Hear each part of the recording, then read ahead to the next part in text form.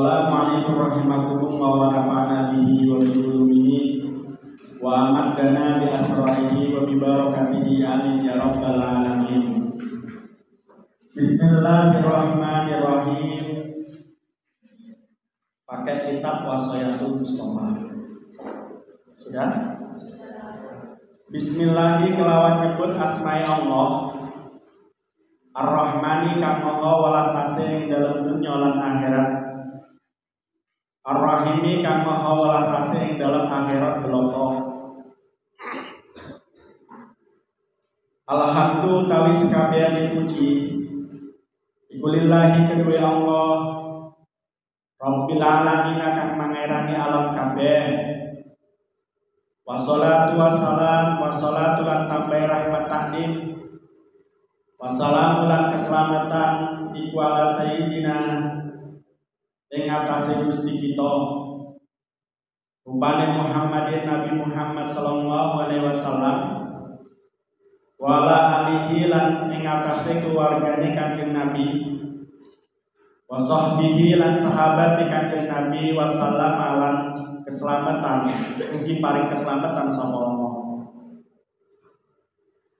Wa ba'du anapun utawi sawise maca bismillah alhamdulillah fahadihi mongko utawi iki kitab iku Wasiatul Mustafa berjudul Wasiatul Mustafa alaihi salatu wassalam li Ali maring Ali bin Abi Thalib karamallahu wajhah.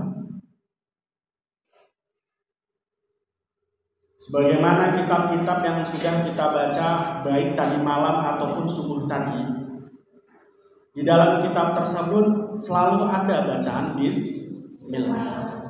Kenapa? Karena bismillah ini merupakan anjuran bagi umat Islam manakala mereka akan melakukan apa yang akan dilakukan. Dalam hal kebaikan disunahkan untuk baca bismillah. Agar kenapa? Ya tentunya agar berkah apa yang dikerjakan.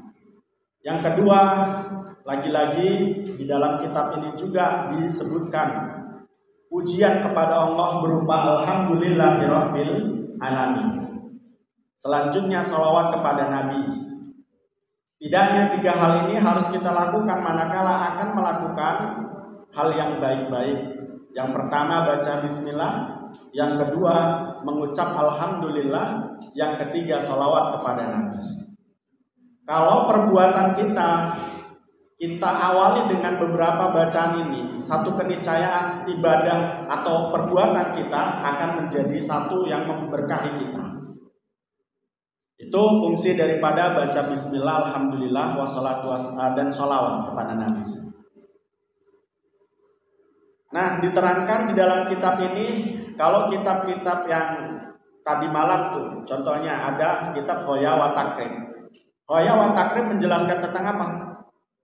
Tentang fikih. Kemudian ada kitab Taisirul Kholaq.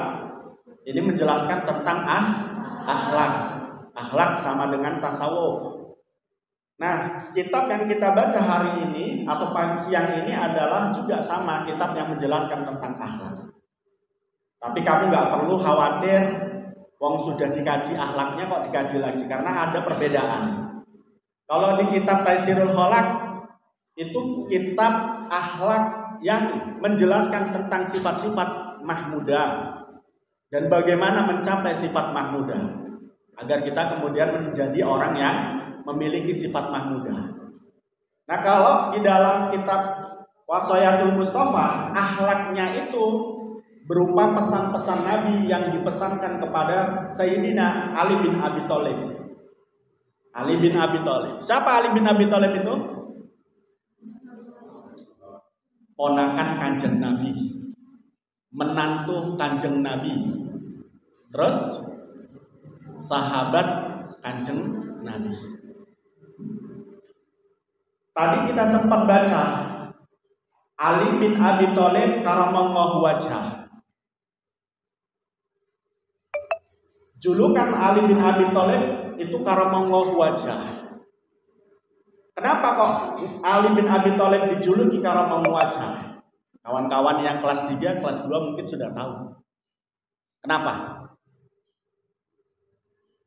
Karena beliau ini dimuliakan oleh Allah sebab beliau dari kecil sampai beliau meninggal tidak pernah melihat alat kelaminnya sendiri dan alat kelaminnya orang lain. Nah, kalau kamu bagaimana? Oh, mandi bareng tul-tulan. Ya. Kayak mau cilik, kayak gede. Nah, apa fungsi dan manfaatnya manakala kita tidak melihat alat kelamin kita dan alat kelamin orang lain? Kecerdasannya akan meningkat. Jadi siapa saja yang sering melihat alat kelaminnya sendiri dan alat kelaminnya orang lain, kecerdasannya menurun. Sebaliknya, kalau ajis gak pernah melihat alat kelaminnya sendiri dan alat kelaminnya orang lain, pasti cerdas. Hal ini terbukti. Ali bin Abi Thalib itu adalah sahabat Kanjeng Nabi dari Khulafaur Rasyidin yang paling cerdas dalam berpikir tentang keilmuannya. Sampai-sampai Nabi Muhammad mengatakan, "Ana Madinatul Ilm wa Ali babuha." Saya itu, kata Nabi, adalah kotanya ilmu dan Ali adalah pintunya. Artinya pintu dengan kota itu kan 11-12. Betul nggak? Contoh nih ruangan ini. Kalau kamu pengen masuk ke ruangan, pasti kamu lewat pintu. Kalau kamu mau masuk sebuah kota, kamu harus masuk atau melewati dulu gerbangnya.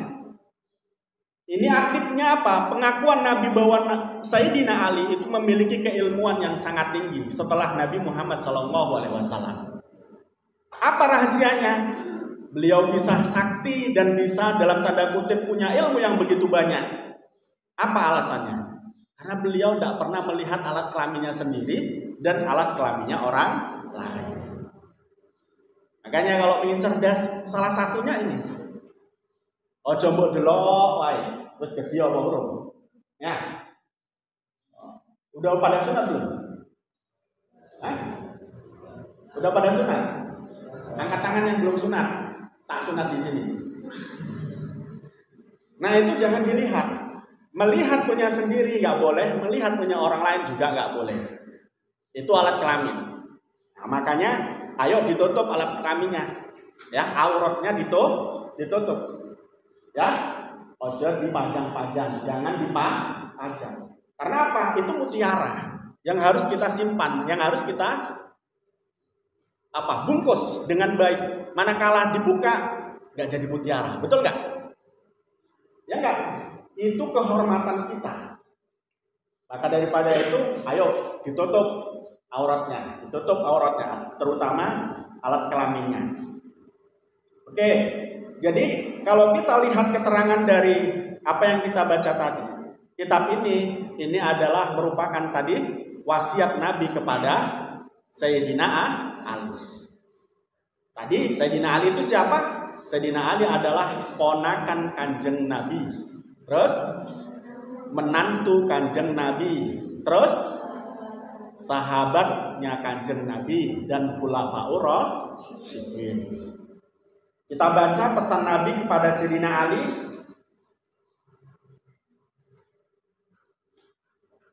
Ya Ali, wahai Ali,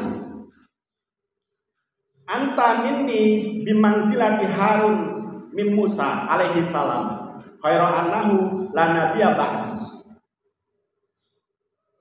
Kata Nabi, wahai Sayyidina Ali, engkau dan aku ibarat Nabi Musa dan Nabi Harun. Artinya apa?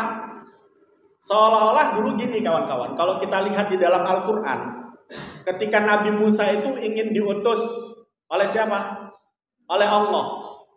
Umatnya Nabi Musa itu bandal-bandal sekali. Disuruh ngaji, gak mau. Disuruh sekolah, gak mau. Disuruh jamaah, gak mau. Wong beriman saja gak mau. Terus ngejek, mencerca, menghina Nabi Musa, menghina Allah. Itu umat daripada umatnya Nabi Musa dan Nabi Harun. Ketika Nabi Musa diangkat menjadi nabi, Nabi Musa mengatakan, "Wahai Tuhanku, wahai Allah, saya kayaknya nggak mungkin mampu untuk mengemban amanat membawa umat. Dengannya saya, ya Allah, meminta kepada Engkau agar Engkau utus juga seorang nabi, yakni saudaraku, Nabi Harun." Nah, ketika Nabi Harun diutus, itu juga masih susah juga. Diperkirakan selama sehidupnya Nabi Musa, yang masuk dalam agamanya Nabi Musa itu hanya sedikit. Beda dengan Nabi Muhammad. Nabi Muhammad ketika meninggal itu sudah puluhan ribu yang mengikuti Nabi Muhammad. Nah, sekarang sudah berapa? Nah, itulah. Jadi intinya Nabi Muhammad memadankan dirinya dan Sayyidina Ali kepada Nabi Musa dan Nabi Harun adalah sama-sama dalam perjuangan. Ketika Nabi Musa berjuang di jalan Allah membawa umat, lantas kemudian Nabi Harun diangkat untuk menjadi nabi sebagai pembantu daripada Sayyidina Musa. Pun juga sama, ketika Nabi Muhammad diangkat menjadi seorang nabi, seolah-olah dalam apa pernyataan Nabi kepada Sayyidina Ali ini, itu Sayyidina Ali menjadi pembantu dari mengembangkan umat untuk Nabi Muhammad. Bedanya kata Nabi, setelahku tidak ada nabi. Artinya apa? Dulu Nabi Harun juga diangkat menjadi nabi. Sayyidina Ali bukan nabi. Tetapi kawan-kawan, ada sekelompok orang yang mengatakan bahwa Sayyidina Ali berhak untuk menjadi seorang nabi. Namanya kelompok Syiah. Nah, ini dengan kata-kata semacam ini kelompok Syiah mengatakan Sayyidina Ali itu berhak untuk menjadi seorang nabi. Nah, dalam pandangan kita tidak. Nabi yang akhir adalah Nabi Muhammad SAW. Tidak ada lagi nabi lagi kecuali Nabi Muhammad itu. Adapun ada orang ngaku bahwa dirinya adalah nabi, itu salah. Jadi kalau sekarang nih ada orang pulang dari pondok, kemudian sudah dewasa, sudah bapak-bapak, sudah ibu-ibu gitu, rada pintar sedikit kemudian mengaku nabi palsu. Ya kan? Karena apa? Nabi Muhammad itu khatamal anbiya wal mursalin. Ya, penutup daripada nabi dan utusan Allah. Sehingga nggak ada lagi nabi lagi. Paham ya? Nanti kalau panjenengan pulang terus kemudian ada orang ngaku nabi, jondol aja kepalanya. Nabi siapa kamu? Nabi ini sopo? Meskipun dia ngaku bahwa dirinya ketemu malaikat Jibril ataupun ketemu dengan Allah. Karena banyak setan yang menjelma untuk mengatakan bahwa dirinya malaikat Jibril dan Allah. Itu. Nah, namun dengan demikian ya nggak mungkin itu adalah Allah dan Jibril. Karena orang yang ketemu dengan Allah adalah hanya satu di dunia ini, Nabi Muhammad SAW. Tuh.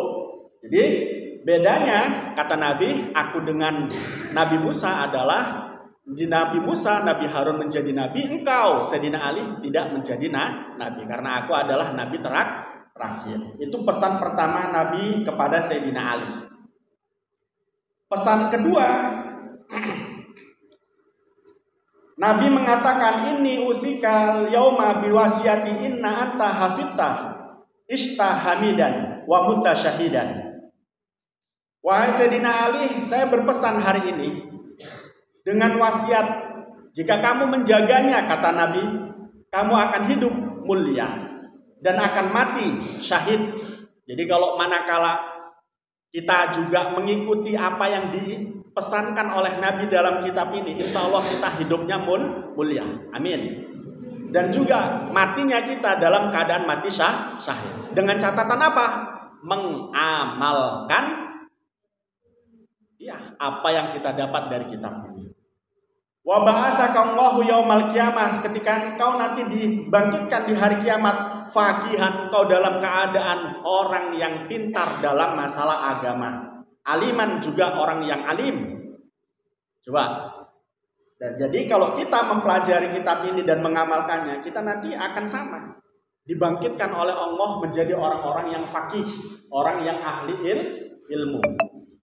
Nah, mudah-mudahan kita dipermudah oleh Allah untuk kemudian mengamalkan apa yang nanti kita bahas. Oke, pesan Nabi Muhammad kepada Sayyidina Ali. Ya Ali, man akalal halal sofat dinuhu waroko qalbuhu walam yakun lidakwatihi hijabun. Wahai Sayyidina Ali, barang siapa yang makan perkara halal, maka bersih agamanya.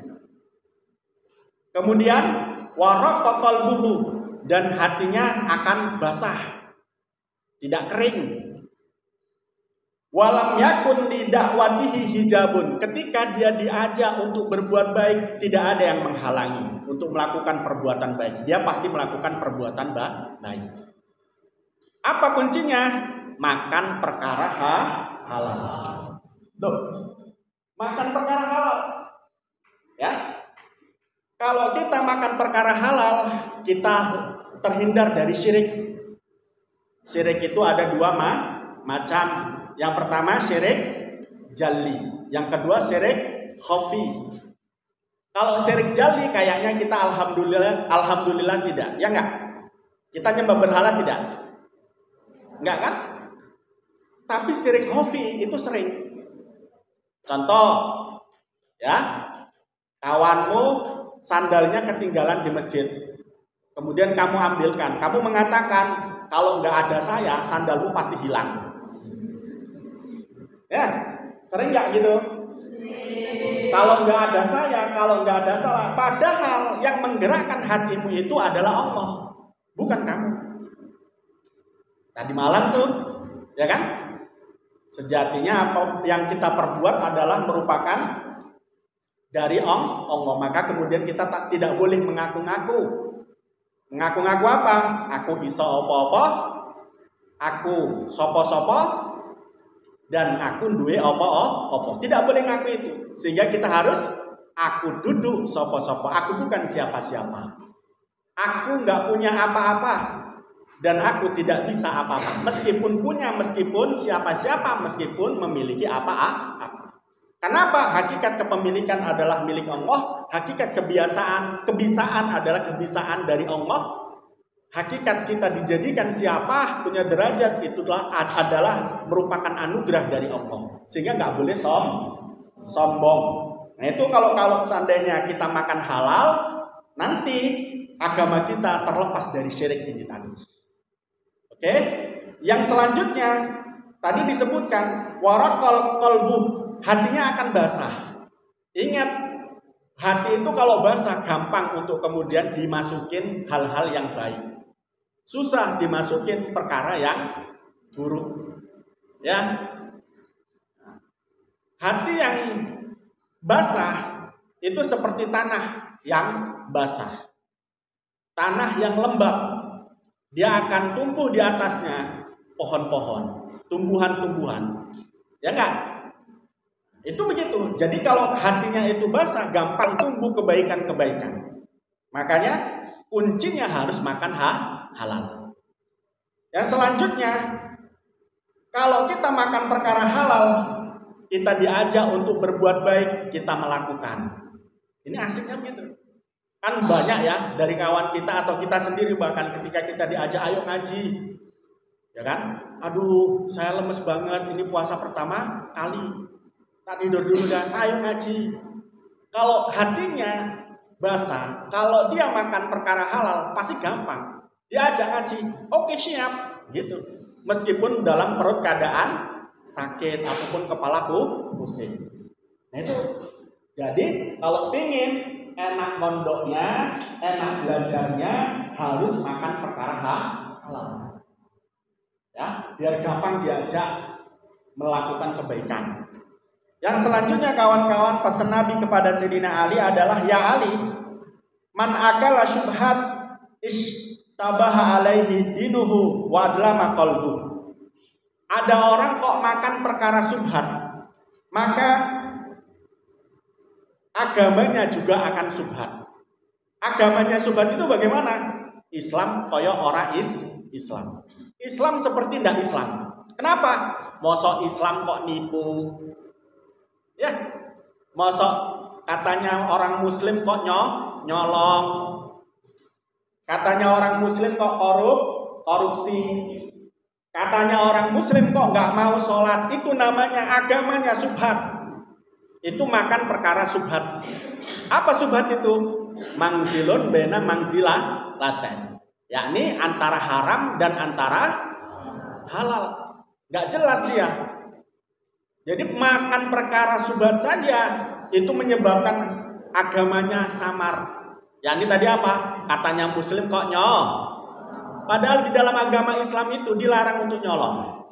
Katanya muslim kok nggak mau ngaji, padahal perintah ngaji itu sudah jelas. Lubul ilmi faridotun ala kulli muslimin wal muslimat. Jelas. Kok nggak mau ngaji? Itu namanya agamanya subhat. Seperti kan gitu kan? Seperti orang yang bukan Islam. Kenapa? Hal-hal yang diperintahkan oleh Allah dalam agama Islam nggak dijalankan. Justru larangan-larangan yang dilarang oleh Allah dalam agama dilakukan. Itu namanya agamanya subhat. Yang selanjutnya, manakala orang memakan perkara subhat, wa adlama qalbuh, hatinya akan gelap, hatinya akan peteng. Ingat, orang itu punya hati. Fungsinya adalah untuk melihat kebenaran dan kebatilan. Ya, hati itu bisa melihat kebenaran dan kebatilan. Kalau hatinya terang, kalau hatinya bersih. Tapi kalau hatinya tidak bersih, maka sebaliknya, nggak akan pernah melihat kebatilan dan tidak akan pernah melihat kebenaran. Semuanya sama. Istilahnya bal gedwal, ya, kadal kodok diuntal. Ya, kodok katanya dapat kodok, ini halal makan. Kadal juga sama, dimakan. Nggak ngerti dia itu. Padahal dalam agama sudah jelas. Al haramu bayyinun wal halalu bayyinun wa ma bainahuma amrun mutasyabbihatun. Sesuatu yang halal itu jelas. Sesuatu yang haram itu jelas. Yang tidak jelas itu perkara subhat. Nah, orang yang punya hatinya bersih, orang yang punya hati bersih itu akan bisa melihat, oh ini yang jelek, oh ini yang buruk.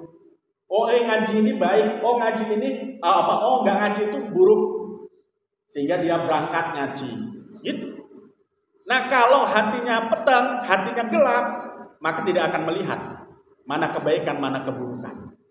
Untuk hatinya terang, untuk kemudian agamanya jelas, jangan pernah makan perkara haram dan makan perkara subhat. Kata Nabi tadi, man akalal haram. Mana tadi? Man akala subhat istabaha alaihi dinuh wa adlama qalbuh. Selanjutnya Nabi berpesan kepada Sayyidina Ali, wa man akalal haram mata qalbuh wa khafa dinuhu wa ufa yakinuhu wa hajiballahu da'watahu wa qalat ibadatahu. Nih, ingat, orang-orang yang memakan perkara haram, kata Nabi, hatinya mati. Padahal hati tadi bagi manusia itu apa? Mempertimbangkan mana yang baik, mana yang buruk. Kok hatinya mati? Pasti nggak ngerti mana yang baik, mana yang buruk. Ya, yang buruk dilakukan. Itu nanti begitu. Ya, kalau makan perkara haram, mata kolbu, hatinya mati. Ya, diajak ngaji nggak mau, diajak sholat nggak mau, itu hatinya sudah mati. Naudzubillah, mudah-mudahan kita hati kita nggak mati. Yang selanjutnya, manakala kita makan perkara haram, bahwa dinuhu, agama kita itu akan samar. Wadaufa yakinuhu, keyakinan kita kepada Allah akan tidak kuat alias lemah.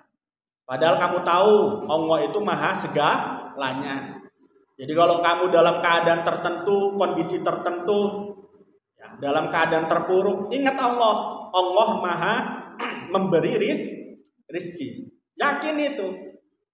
Pun halnya, kamu harus yakin, kamu jadi santri, Allah pasti sudah siapkan rizki kamu. Gak perlu takut kamu nanti bisa kerja apa. Pokok kalau ngaji, ya kan? Urusan rezeki itu urusan Allah. Sebab apa? Orang bekerja dari malam sampai pagi. Kalau Allah memberi rezeki sedikit ya sedikit dapatnya. Sementara ada orang yang bekerja, menurut kamu tidak bekerja, artinya pekerjaannya gampang. Dia bisa dapat mengumpulkan harta banyak. Karena apa? Segala rezeki ditanggung oleh Allah. Wa ma min dabatin illa 'alallahi rizquha. Sehingga kamu nanti kalau pulang, Pak, jangan buru-buru saya kemudian disuruh untuk bekerja. Nanti kamu dilaknat sama Allah. Kalau kamu punya kesempatan untuk belajar. Ya. Dan yakini, insya Allah nanti Allah akan kasih rizki. Allah akan kasih rizki. Tapi kalau kamu buru-buru kemudian pulang dan langsung kemudian pingin kerja, nanti kamu mendapat kebuntuan. Kemarin atau tadi malam kita sudah sebutkan, waman tafakuhu fid din, kata Nabi, yarzuquhu min haitsu la yahtasib. Barang siapa yang pintar dalam masalah agama, Allah akan memberi rezeki kepadanya dari arah-arah yang tidak terduga-duga. Jadi kamu gak usah khawatir. Ya, gak usah khawatir. Nanti kerja apa. Pokoknya kamu mau ngabdi, mengamalkan ilmu, kamu insya Allah akan dipenuhi kebutuhanmu oleh Allah. Karena Allah yang maha kaya, Allah yang maha kuasa, Allah yang maha mengatur. Yang ketiga kawan-kawan, manakala kita memakan perkara haram, Allah akan menghijab, Allah akan menutup ya dakwah tahu. Allah akan menutup pintu hidayah kita. Dan kemudian manakala kita memakan perkara haram, kita akan kesusahan melakukan ibadah. Jadi perkara haram itu manakala dimakan, itu menjadi virus di dalam tubuh kita. Sehingga pada gilirannya bagaimana? Males ngopo. Senengannya ngantuk kalau ngaji. Itu hati-hati tuh. Ya. Selanjutnya Nabi berpesan kepada Sayyidina Ali. Ya Ali, idza hadaballahu ala ahadin razaqahu malan haraman. Fa idza istadda hadabahu alaihi wa qala bihi syaiton yubarik lahu fihi wa yashabuhu wa yasholuhu bid dunya anid dini wa yashalu lahu umurud dunya wa yaqulu maha ghafurur rahim. Nabi berpesan kepada Sayyidina Ali, wahai Sayyidina Ali, idza ghadaballahu ala ahadin, manakala Allah benci kepada seorang hamba, razaqahu malan haraman, maka Allah akan memberinya rizki yang haram. Jadi kalau Allah benci kepada orang, itu Allah tidak menyetop rizkinya, malah memberi rizkinya, tapi rizki yang haram. Dia suka nyolong, suka korupsi, bertriliun-triliun, berbiliar-biliar, gak ketangkep. Ya, itu kalau Allah benci kepada seorang hamba itu. Jadi orang kaya belum tentu disayang Allah, itu loh. Siapa tahu dia dibenci Allah. Ciri-cirinya apa? Orang kaya yang dibenci dan dicintai oleh Allah, ciri-cirinya adalah manakala punya kekayaannya bisa mendekatkan diri kepada Allah, itu berarti disayang oleh Allah. Tapi kalau seandainya punya kekayaan, hartanya untuk kemudian menjauh dari Allah dan terus melakukan kemaksiatan, berarti itu Allah benci kepadanya. Karena apa? Tadi disebutkan oleh Nabi, ya, idza hadamallahu ala ahadin razaqahu malan haraman. Ketika Allah benci kepada seseorang, Allah akan beri dia harta yang haram. Yang kedua, ketika Allah benci kepada seorang dan sangat benci sekali, ya, Allah akan mewakilkan, ya, seolah-olah setan memberi keberkahan kepadanya. Jadi mereka-mereka yang sukses karena berdukun, itu adalah Allah sangat benci kepada mereka. Sehingga mereka apa? Dijadikan setan untuk menjadi walinya mereka, untuk menolong mereka. Menolong dalam hal apa? Menolong dalam hal keburukan, ya enggak? Akhirnya mereka ke Gunung Slamet, ya kan? Bukan muncak tetapi golek dukun. Nah, golek atau mencari apa? Mencari ya pesugihan. Itu begitu. Itu kalau Allah benci kepada seseorang, Allah akan membuat orang itu semacam itu. Yang selanjutnya kawan-kawan, wayashabuhu, dan setan pun juga akan menjadi temannya. Jadi bukan Allah sebagai teman, bukan Nabi sebagai teman, bukan ulama sebagai teman, tapi setan menjadi temannya. Itu kalau seandainya Allah sangat benci kepada seseorang. Wayashuluhu bidunya aniddin. Orang yang dibenci oleh Allah juga, itu ciri-cirinya adalah mereka disibukkan dengan perkara dunia dibanding melakukan perkara akhirat. Contoh, ketika saat berjualan sudah dengar adzan, kok kemudian tidak sholat, sampai waktunya habis tidak sholat, karena menunggu apa? Dagangan. Nah ini namanya apa? Disibukkan dengan perkara dunia, meninggalkan perkara akhirat. Allah kalau benci orang semacam ini. Jadi hati-hati tuh. Naudzubillah, nanti kalau kita sudah di rumah kawan-kawan, kita hitung ini, kita lihat ini. Mudah-mudahan kita semuanya disayang oleh Allah. Dan selanjutnya kawan-kawan, manakala Allah benci kepada seseorang dan sangat benci kepada orang tersebut, wa yashalahu umurud dunya. Ya. Allah akan permudah urusan dunianya. Mudah sekali. Tapi dunianya itu, harta kepemilikannya tidak bisa mendekatkan diri kepada Allah. Itu kalau Allah benci semacam itu kamu. Jadi enak jadi orang miskin atau orang kaya kalau kayak gitu? Hah? Enak jadi orang kaya atau orang miskin? Hah?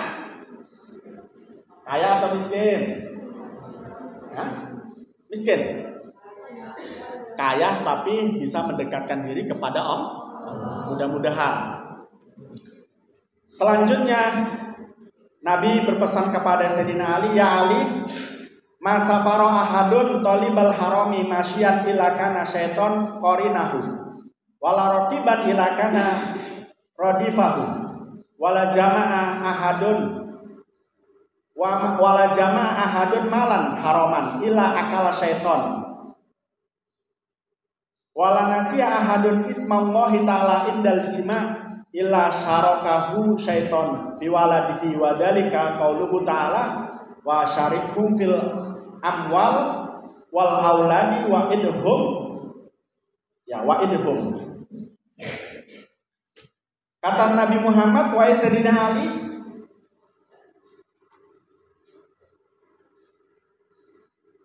tidaklah seseorang bepergian untuk mencari perkara haram kecuali setan menjadi temannya.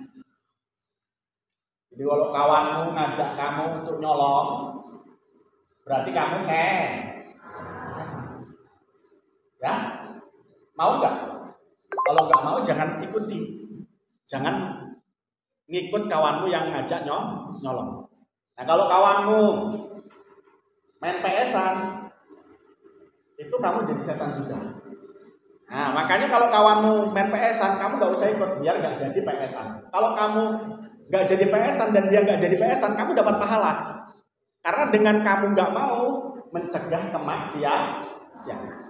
Nah itu. Jadi ingat, orang yang mencari perkara haram dalam perjalanannya dia ditemani setan. Wala raqiban ilakana radifahu. Kalau dia berjalan, kalau dia mencari perkara haram dengan menunggang kendaraan, maka setan menjadi temannya juga. Dan pun juga wala jama'a hadun malan haraman ila akalahu syaiton. Tidaklah orang mengumpulkan harta bendanya kecuali setan memakannya. Jadi meskipun anaknya yang makan, anaknya jadi setan dalam tanda kutip. Gimana anaknya di setan itu? Hah? Disuruh mondok, PS-an. Ya. Terus disuruh mondok, pacaran. Belajarnya tidak mau, jadi setan. Kenapa?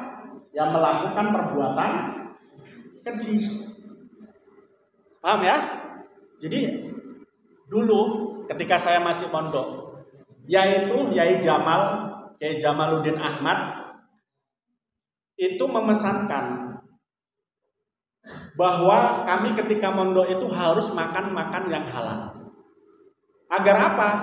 Agar enak di dalam hati, enak di dalam badan untuk belajar dan ibadah.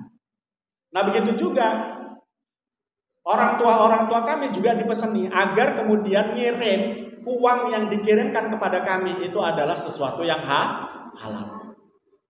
Agar apa? Kami tidak menjadi setan yang memakan perkara haram. Oke? Itu begitu. Jadi pun juga kamu besok kalau jadi orang tua, kamu harus cari nafkah yang halal. Biar apa? Anakmu jadi orang hebat. Tapi kalau seandainya sebaliknya, anak dikasih perkara haram, anaknya akan bandel. Ya, contoh itu di media-media yang barusan terjadi.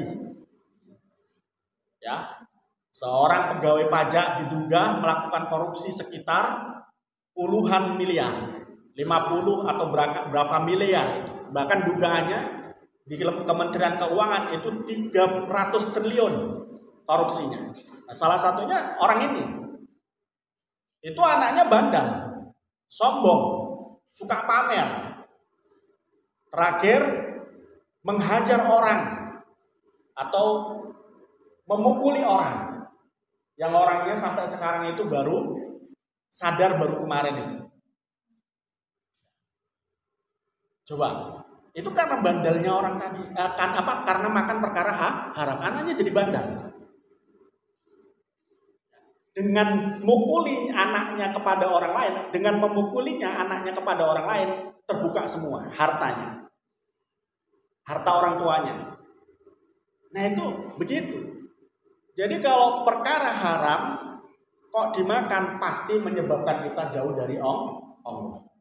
Maka di sini Nabi mengatakan kalau ada orang mencari perkara haram, maka hartanya itu yang dikumpulkan ketika dimakan, yang makan adalah setan. Anaknya jadi setan, istrinya jadi setan dan lain sebagainya. Artinya nggak bisa dekat dengan Allah. Bukan jadi setan kayak hantu gitu, enggak. Setan kan dari manusia dan jin. Jadi kita bisa jadi setan meski tidak berubah wujud. Kenapa kemudian dianggap setan itu? Karena mendorong kemaksiatan atau melakukan kemaksiatan. Itu yang disebut dengan setan. Wala nasiya ahadun ismallahi ta'ala indal jima' ila syarakahu syaiton.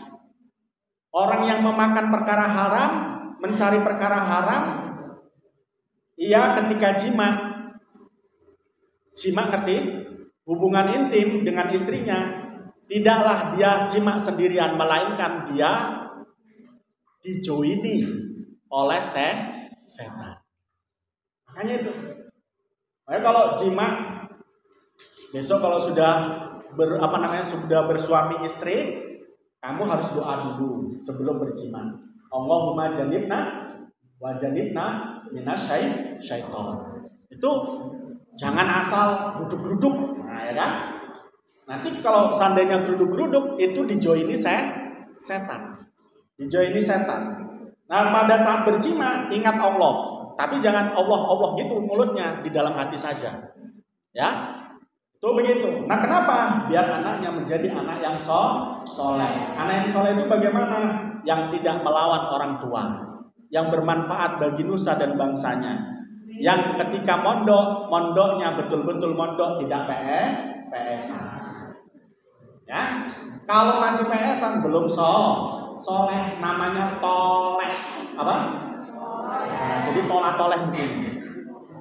Ya, toleh itu bandel. Ya. Toleh itu lawan daripada soleh. Oke. Nah, kenapa kok kemudian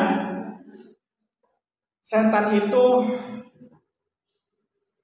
menjoini atau apa namanya, ikut serta dalam jima dan dalam memproduksi anak? Karena dalam kaitan ini sebagaimana Allah mengatakan dalam Al-Quran, Bismillahirrahmanirrahim, wa syarikhum fil amwali wa auladi wa idhum. Ya. Jadi mereka itu, setan-setan itu akan bersekutu dengan kita dalam perkara, dalam harta yang haram dan anak yang diberi makan haram. Jadi anak itu sedikit keturunan setan. Ya. Ya Ali, wahai Sayyidina Ali, layak balullahu ta'ala sholatan bila wudu'in wala sodaqatan minal harami. Wahai Sayyidina Ali, kata Nabi, Allah tidak akan menerima sholat seorang manakala tidak diawali dengan wudu. Jadi kalau mau sholat harus wudu dulu, karena wudu itu adalah syarat daripada sholat. Kalau tidak ada wudu, maka tidak ada sholat. Tayamum, nah itu kan sejenis, ya, sejenis. Dan Nabi mengatakan kepada Sayyidina Ali, tidak ada sedekah manakala apa yang disedekahkannya merupakan perkara haram. Jadi perkara haram kamu sedekahkan, itu nggak akan dianggap sedekah. Kenapa? Dalam Islam itu hifdul mal, menjaga harta. Harta yang bukan milik kita itu tidak bisa kita gunakan dan tidak bisa digunakan untuk beramal.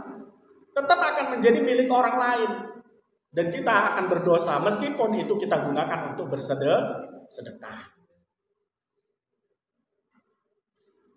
Nabi berpesan lagi kepada Sayyidina Ali, la yazalul mu'min fi ziyadatin fi dinihi malam yakul al haram wa man faraqal ulama mata qalbuh wa amiya an ta'atillahi ta'ala. Nabi berpesan kepada Sayyidina Ali, la yazalul mu'min fi ziyadatin fi dinihi malam yakul haram. Orang itu kalau seandainya dia makan perkara haram, gak mungkin akan tambah-tambah imannya kepada Allah.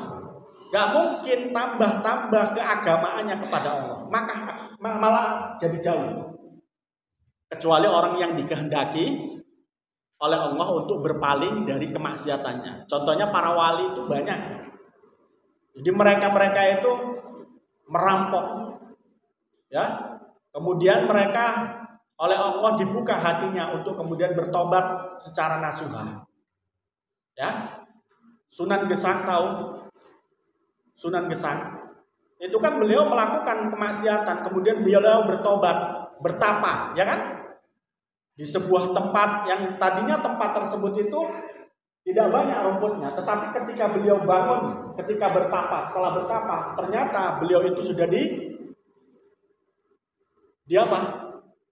dipenuhi dengan rumput-rumput yang sudah besar-besar, pohon-pohon yang sudah besar, yang pada saat itu terbakar rumput itu, dibakar oleh orang. Ternyata di situ ada Sunan Gesang.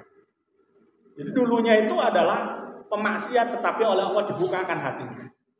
Oleh karena itu, kalau kita maksiat, jangan pernah berputus asa untuk mendapatkan ampunan Allah dengan cara bertobat. Harus bertobat, cepat-cepat bertobat. Ya, jangan kemudian Allah gak terima tobatku. Kan ada cerita kan? Ya gak? Saya sering ceritakan. Ada seorang pembunuh. Dia sudah membunuh berapa orang? 97 orang. Di satu titik dia ingin tobat. Tobat datang ke seorang ulama. Dia tanya, wahai kiai, apakah saya bisa diterima tobatnya sementara saya telah membunuh 97 orang? Kata yai tersebut mengatakan, kamu sudah membunuh 97 orang, gak bisa kamu diterima tobatnya. Akhirnya kiainya dibunuh juga, jebret. Berapa orang jadinya? 98 orang. Datang lagi ke seorang ulama. Yai, Saya apa bisa diterima tobatnya? Sementara saya sudah membunuh 98 orang, termasuk kiai yang saya tanya kemarin. Kata kiai tersebut, tentu tidak bisa, apalagi kamu sudah membunuh kiai. Dipateni lagi, dibunuh lagi. Jadi berapa? Sampai 100. Tanya kiai, kemudian jawabnya semacam itu. Keempat kalinya dia datang ke seorang kiai Ahlu Sunnah wal Jamaah Nahdiyah, ya, ulama NU. Ditanya, wahai kiai, saya sudah membunuh 100 orang pas. Apakah boleh saya meminta taubat kepada Allah dan diterimakah saya ketika meminta taubat kepada Allah? Kiai itu mengatakan, boleh Bapak. Karena Allah innallaha ghafurur rahim. Dosa sebesar apapun kamu diampuni oleh Allah. Asal tobat. Tobatannya taubatan nasuha. Dan akan mengulangi lagi dan merasa menyesal. Terus beristighfar. Insya Allah Allah akan terima tobatnya Bapak. Nah, pada saat itu menangis orang ini. Menangis satu sisi, menyesali apa yang pernah diperbuat, termasuk membunuh 3 ulama. Coba bayangkan, ulama dibunuh. Ya, dia menyesal karena sudah membunuh banyak orang yang tak berdosa. Selain itu juga dia bahagia masih ada jalan untuk kemudian menuju tobatnya Allah. Nah itu sebabnya, ayo yang kita punya dosa ini segeralah bertobat, apalagi di bulan Ramadan. Allah akan membukakan pintu taubat selebar-lebarnya pada saat bulan Ramadan. Sehingga ketika kita nanti setelah bulan Ramadan, yakni nanti setelah masuk bulan Syawal, pas hari Lebaran, kita itu dianggap sebagai bayi yang keluar dari rahim, tidak membawa dosa. Manakala sifat dan sikap kita, ibadah kita itu baik semua dan kita sudah taubat. Tapi kalau nggak tobat bagaimana? Ya tetap dosanya. Ya, tetap dosanya. Ya. Jadi seseorang itu tidaklah tambah keimanannya, tidaklah tambah kemukminannya, manakala dia memakan perkara haram. Kemudian Nabi mengatakan, "Waman faraqal ulama mata qalbuh." Orang yang meninggalkan ulama, dia akan mati hatinya. Ya. Wa ami an taatillahi, dia akan buta untuk melihat taat kepada Allah. Coba. Jadi untuk taat kepada Allah itu buta, endi sing apik, endi sing elek itu matanya enggak bisa melihat. Ya. Lihat cewek dipandangin aja enggak ngerti maksiat. Boleh melihat perempuan kalau dalam 3 hal. Yang pertama, menghitbah. Yang kedua, belajar mengajar. Yang ketiga, jual beli. Nah, kalau nggak ada kepentingan dan pacaran, itu maksiat. Yani man qara al-Qur'an walam yuhil halalahu walam yuharrim haramahu kana minal ladina nabadu kitaballahi wara'a duhurihim. Wahai Sayyidina Ali, manakala ada orang membaca Quran tetapi dia tidak menjiwai apa yang ada di dalam Al-Qur'annya, dia tetap memakan perkara haram, dia tetap melakukan perkara maksiat, walaupun dia hafal Quran, ini orang ini bagaikan orang yang membawa kitabnya Allah di belakang. Jadi orang itu nggak mesti orang yang hafal Quran itu masuk surga dan 7 keturunan di bawahnya masuk surga semua, nggak mesti. Karena orang yang menghafal Quran ini ada yang semacam ini. Ini orang yang paling dilaknat oleh Allah. Orang yang hafal Quran, orang yang sering baca Quran tapi tidak diamalkan apa yang ada di dalam Quran, itu akan dilaknat oleh Allah. Jadi orang kalau sekarang orang hafal Quran itu untuk apa? Untuk kehormatan. Biar saya dihormati di masyarakat sebagai orang yang hafal Quran. Padahal tujuan perintah untuk menghafal Quran adalah menjaga agama Allah, mengamalkan apa yang ada di dalam Al-Quran, sehingga Al-Quran itu menjadi akhlaknya sebagaimana Nabi Muhammad khuluquhul Quran. Jadi bukan hanya menghafal. Kalau hanya menghafal gampang banget. Tapi kemudian untuk menjiwai Al-Quran itu menjadi jiwa kita, menjadi sikap kita, itu yang sulit. Makanya hati-hati, yang hafal Quran haruslah berjiwa Al-Quran. Kalau enggak, hati-hati, dilaknat oleh Allah. Bukan tambah keimanannya, tapi justru kemudian tambah kedolimannya. Faslun fil wudu'i wa shalah, Allahu a'lam bishawab.